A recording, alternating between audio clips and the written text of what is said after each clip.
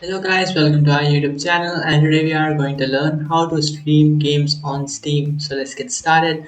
So if you're trying to stream games on your Steam application, how to do that, what you have to do is first open up your Steam, and after opening up your Steam application, just simply tap on the library option. It's on the top right. After tapping on library, now you'll find the following games that are installed in your device. So now you can just simply select a game and then tap on play, and after tapping on play, let the game open, and after opening up your game, just simply type in shift plus tab.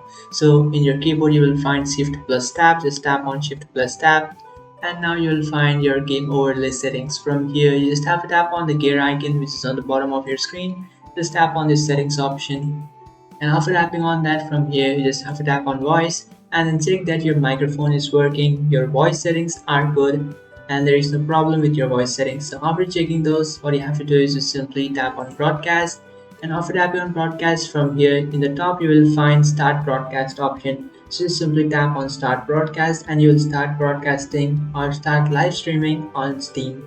So currently my account does not have sufficient privileges to broadcast live streams, but if your account does, then what you can do is just simply tap on that option which you can find in the top, and you'll start broadcasting in your Steam.